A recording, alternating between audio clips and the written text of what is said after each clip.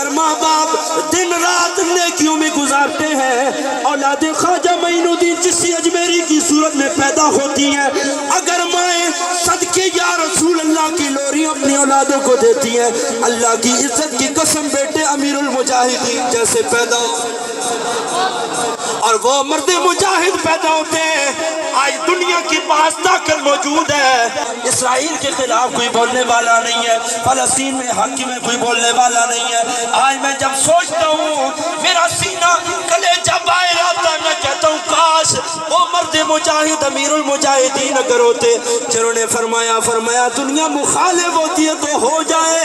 جس نے محبوب کا کلمہ پڑھا، جب محبوب سے وفا کا وعدہ کر لیا، پھر اسرائیل نہیں امریکہ آ جائے، امریکہ کا باپ بھی آ جائے، حضور کے غلاموں کا مقابلہ کوئی بھی نہیں کر سکتا۔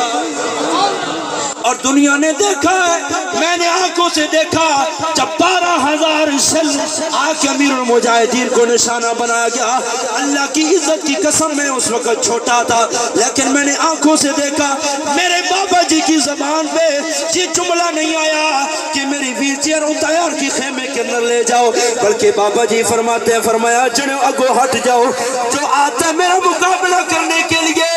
اسے آنے دو۔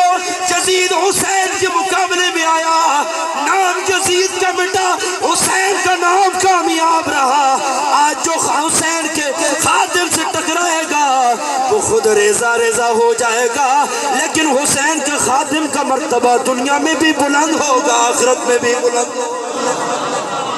آج دنیا اپنے لیڈروں کے نام لینے سے کیوں پیچھے ہٹتی ہے؟ میں کہنا چاہتا ہوں، میں کہتا ہوں یار اس محبوب سے وفا کرو تیرے نام پہ جہاں فدا، نہ بس ایک جان دو جہاں فدا، تو جہاں سے بھی نہیں جی برا، کروں کیا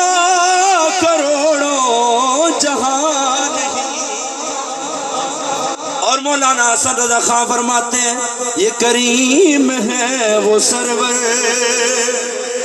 کہ لکھا ہوا ہے در پر، جس لینے ہو تو عالم وہ امیدوار آئے۔ فرمایا کسی کی در سے دنیا ملے گی، لیکن میرے محبوب کا وہ در ہے،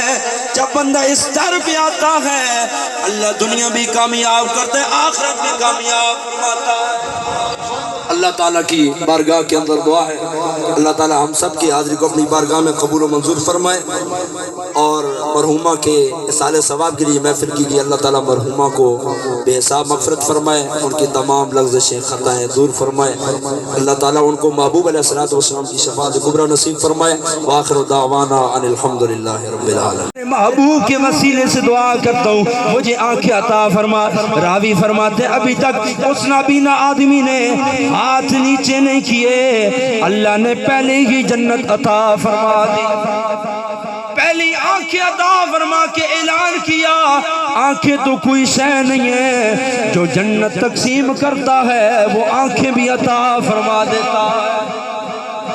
آج میں اور آپ صبح سے لے کے شام تک جو کچھ کرتے ہیں یہ مصطفیٰ کریم کا صدقہ ہے، سر کے بالوں سے لے کے پاؤں کے تلووں تک سب کچھ اللہ کے انعامات ہیں۔ میں 4 احسانات بیان کرنے لگا ہوں، کائنات کے اندر یہ 4 احسان ہماری اس امت کے اوپر اللہ نے سب سے بڑے فرمائے۔ پہلا احسان کیا ہے؟ اللہ نے آپ کو اور مجھے بن مانگے انسان بنایا ہے،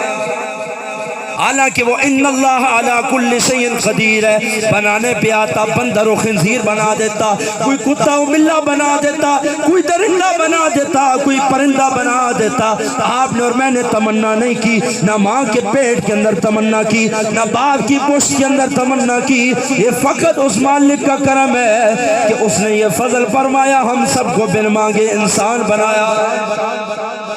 انسان بنانے کے بعد اگلا احسان جو اس سے بڑا فرمائے، آپ کا اور میرا شمار قوم آدم میں نہیں کیا، قوم قوم موسیٰ میں نہیں کیا، قوم عیسیٰ میں نہیں کیا، قوم نوح میں نہیں کیا، قوم لوط کے اندر نہیں کیا، بلکہ آپ کا اور میرا شمار بن مانگے مصطفیٰ کریم کی امت میں پیدا فرمایا۔ حضور کی امت میں پیدا ہو جانا یہ کوئی چھوٹی فضیلت نہیں ہے، بلکہ مفسرین سے علماء بیٹھے، مفسرین سے یہ تفسیر آپ کو ملے گی۔ اللہ کے اس انبیاء کے گروہ کے اندر کتنے انبیاء ہیں جنہوں نے رب کی بارگاہ کے اندر عرض کی، اے ہمارے مالک و مولا، ہم سے نبوت کا تاج لے لے، ایک کرم کر دے، ہمیں حضور کی امت میں پیدا فرما، حضور کی امت میں پیدا فرما۔ اللہ نے بن مانگے ہمیں حضور کی امت میں پیدا فرمایا۔ اگلا احسان جس سے بڑا ذرا وہ دیکھیے، حضور کی امت میں پیدا فرمانے کے بعد آپ کے اور میرے سینے کے اندر جو دل رکھا، یہ ابو لہب والا دل نہیں ہے، یہ عتبہ و شیبہ والا دل نہیں ہے، یہ کفار والا دل نہیں ہے، بلکہ ہم سب کو اپنے فضل و کرم سے کلمہ طیبہ پڑھنے کی توفیق بھی عطا فرمائی۔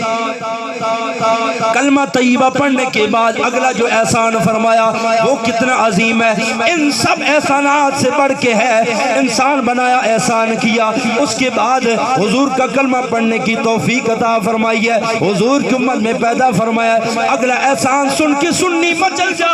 اپنے مسلک میں جا کے ناز کیا کر، فخر کیا کر، غیروں کی مجلس میں نہ جایا کر۔ تجھے پتہ ہونا چاہیے جس محبوب سے تو محبت کرتا ہے، جس طرح رب نے اپنی ذات کو بے مثال بنایا ہے،